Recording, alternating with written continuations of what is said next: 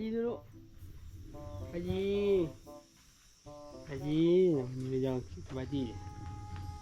เห็นอย่างกินจืนอันนี้จีโนไว้เนาะสมเอาแต่บานนามาเจลสมไม้ปลอมเนาะอันนี้เป็นวันเสาร์เริ่มเลอะนี่เริ่มขุดเสาโตเนาะเสาเจ็ดห้องน้ำสิมัวงามแท้แต่ก็เริ่มมามัวค่ะ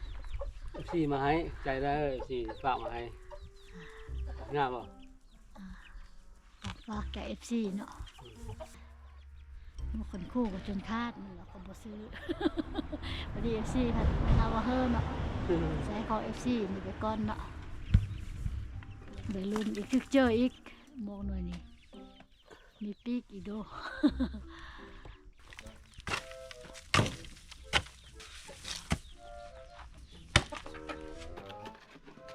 เสยเดี๋ยวลงที่มั่งอีกครึ่งนึงมาดีมาเอ้ยอะไรอินตบมือ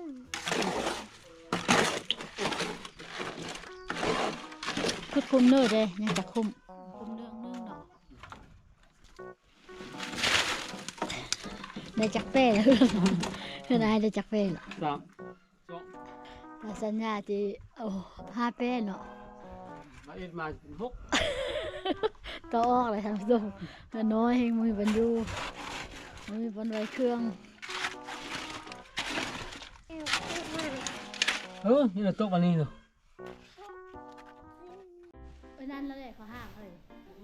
เอาไว้สุ่มไฟเต็มมาดิเฮ้ยไปน้ำซ่องเลยพี่น่าไปกันเลยไปน้ำซ่องนี่ก็ไปน้ำนี่ไปดำเย้พ่อไหมโอ้เมียนเข้าอ่ะส่งเข้าลูกมันหน้าเมียนท่านลงรถเชื่ออยากไล่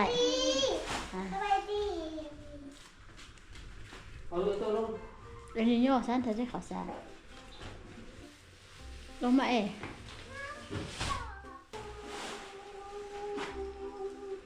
โอ้กุ้มโบปีนี้ยังเนาะ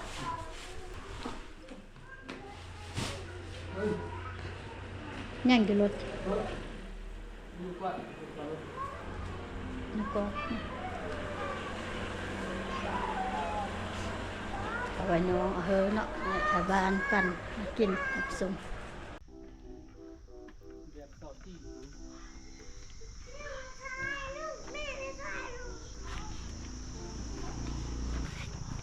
เดี๋ยวนึ่งเหรอเดี๋ยวมาถ่ายกับท่านมือกองก็ลูกให้ลูกเอวเมื่อกี้ยังมินย่องยังให้อยู่เป็นมือกองนักแสดงบ่ได้เพราะว่าลูกอ่อนเลย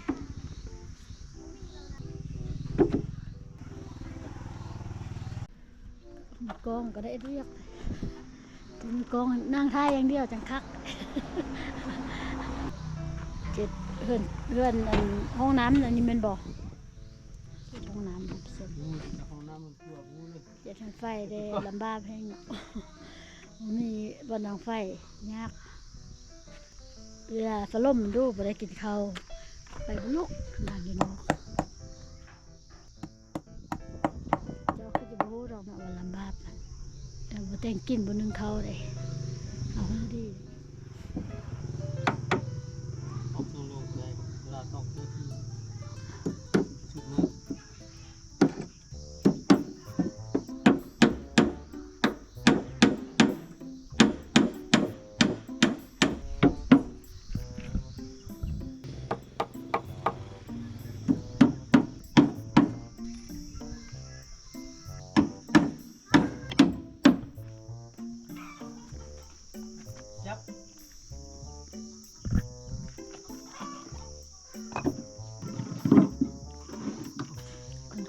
มาสิได้เสียงเราจุ่มเราเข้าก็โค้งเหมือนกันเลิกแต่ไม่มีเวลาเนาะเดี๋ยวไล่ก็ เห็นทางหลังอายสิ มันใส่เขาอยู่นี่เขาเอาเลย ผมเรียนผู้น้อยเอาเขาไปลิ้นเลยผู้น้อยลิ้นมาลิ้นก็ไปใส่คน อีพอมาส่งเลยจับไปเนาะ ลิ้นเลยแทกใส่เพียก กดผิดอันนี้มันมาเตเกอรี่เนาะใจลายได้very good ได้ ชีพนมตอนเนาะขอบใจทุกการสนับสนุนความเป็นห่วงจาก FC เนาะเป็นห่วงฮอดการเอ็นเฮือนอันใส่เม็ดใส่เลือด ของละเอียดอ่อน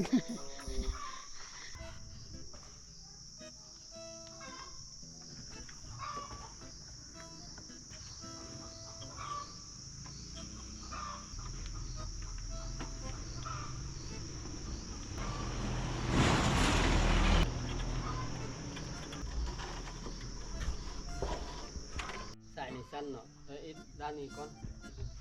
เสื้อสองด้านนึงเลยอันนี้จับเล็กนี่กับเสื้อนะ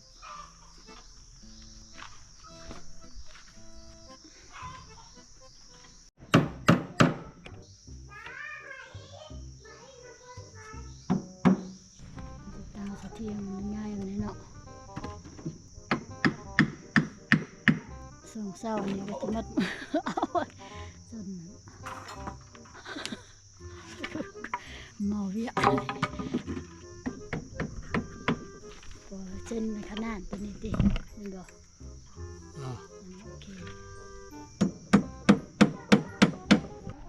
ด้านนี้เนาะมาตรงนี้เดี๋ยวมันจะเคลียร์ทรายนี่มัน ได้ละ ติดทรายไปกลางไอ้นั้นเดี๋ยวพาตะเคียนเลย ช่องมือของมึงดีใส่ พอไม่มีแล้ว ผู้น้อยเอาเป็ดใส่มาข้างนี่บ่แม่ไปป่า ข้างลูกเกี้ยน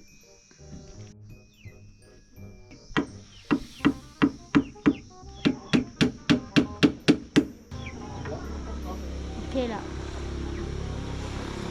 ไอ้ก็คำขึ้น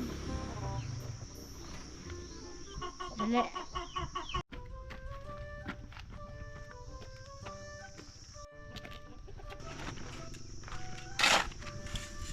ผสมกับที่เด้อเอามาแล้วโยกไปส้มเนื้อเนาะเอามากองใส่รถ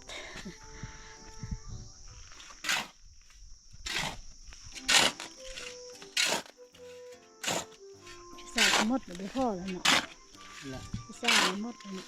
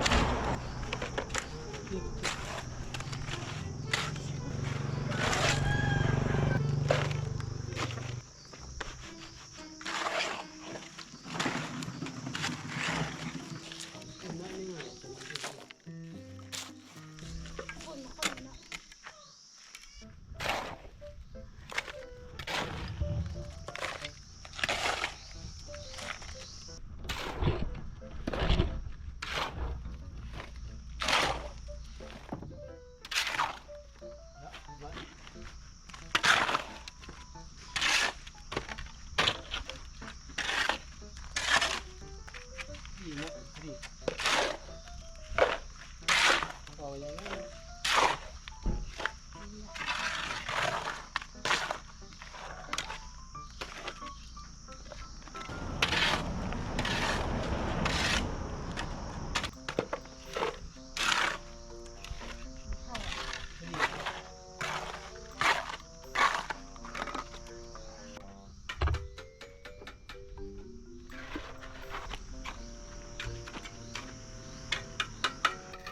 เ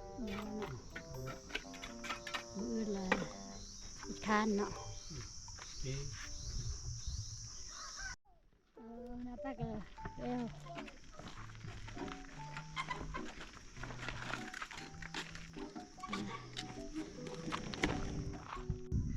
เอลตาจ้ะเอล จับเลยเอาตรงนั้น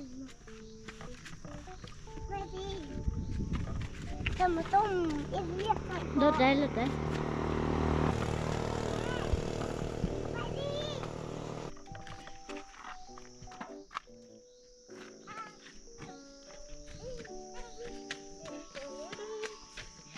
เรียกใส่ก็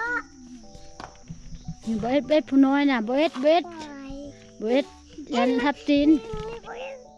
ไอ้น้อยไม่ขันเจ็ดนะแท้ก็ขันอยากซอยโพนี่ไอ้น้อยหันน่ะหน้าไอ้น้อยหันไอ้อากน้อยเลยเบียเอ็ดนะผู้น้อยน่ะนี่เมเจไม่ย่องแม่กับเบ็ดนี่สมเจลูกเนาะเอ็นตาซอยโพเศร้ามันน่าไหมมันน่าก็อยากซอยโพไม่ว่าไอ้น้อยน่ะ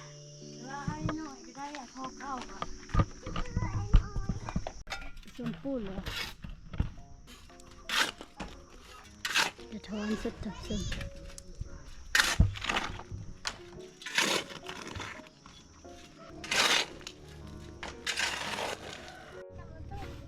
ได้เลยนี่เฉพาะเบิดบ่ยังน้อยนี่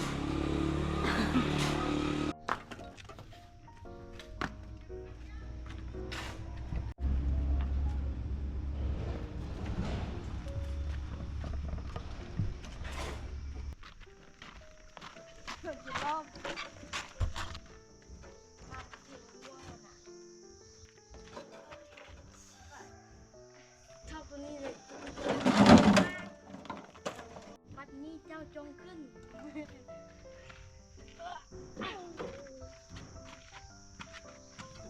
ร้านนี้เลยจนนาตก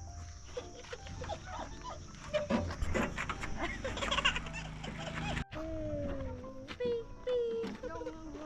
อันนี้ก็คานดิน สิทันดิน ธรรมดาต้องเอาเบ็ดนี้ออกก่อนแล้วก็เปล่าด้วนดูต้องก็วันนี้มื้อนะแกะนี่พอดีก่อนนี้เวลาสั้นลง เก็ดละไว้เนาะมือวางมันมีน้อยเวลา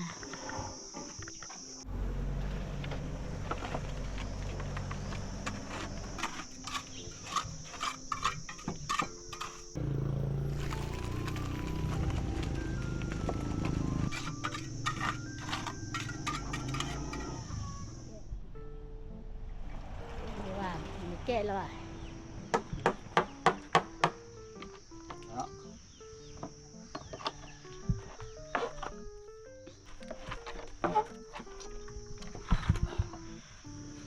มีฮักขึ้นไปเลยร่วงเนาะ นกไข่มาดูงาม ไข่มันติดเศร้าอะนะ แดกมีเดือดงามปะงามปะบริบูรณ์ งามอยู่แต่บ่งามเท่าเจ้าที่ ได้บ่แกะถ่ายอีแกะเลยไอ้กำหินนักเดออกกันดูแกะไว้แท้ว่า แล้วปลาเอ็ดเนี่ย เอ็ดตะแรงเนาะเมื่อวานนี้ ตอน ตัว เช้า เจ้าแกะรถ มือเดียว คือแบบเศร้านี่บ่ได้หน่อยเนาะแบบเศร้าใช้เวลาจากมือ คิดถึง อาทิตย์หนึงคนอันนี้ อันนี้ สาวน้อย บอดคืนเดียว อาจจะเกะแต่วันนี้นะอุ้ยรูปกรอบ ดูเป็นอย่างเนาะอย่างเจ๊ชมเนี่ยท่านผู้ชม อะไรซื้อเมื่อนี่เก็บไว้ไว้ซื้อเมื่อ ซื้อก็ซื้อบ่รอดได้ซื้อตลอดท่านผู้ชมงัดมาแล้วมันพดเราก็ทับพอซื้อต่ออีก เอาเกะเกะแล้วมันจะเป็นเนื้อ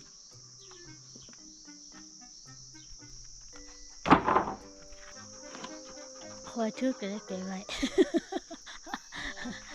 แต่มันก็แข็งอะไรหน่อยเนาะ แค่โอ้เนาะ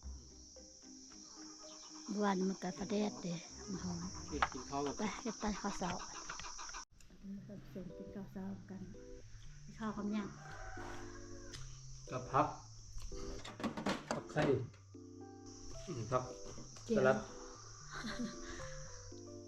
มาเลยก็นำเลยข้าวซอย เชียวอยู่ กำลัง เส้นน้อยเมียมันเตี้ยกินได้หมดเลยว่าเสียบหลาย ไม่มีอะไรจะสักนี้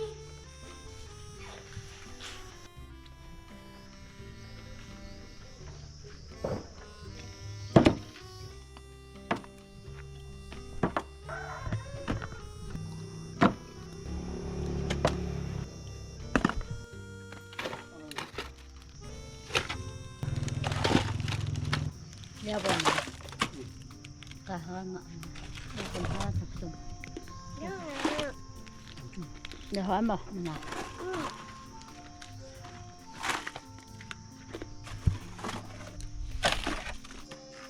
เดี๋ยวเนาะอันนี้เนาะ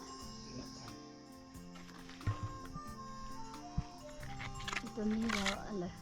ยังเอาเล็กมาเสื้อนี้เกาะสีนี้สีแบบคานเสื้อจากเทียกอีกบ้านนึงอันนี้เป็นแมนคานเสื้อแมนคานดินละมีเล็กเสื้อ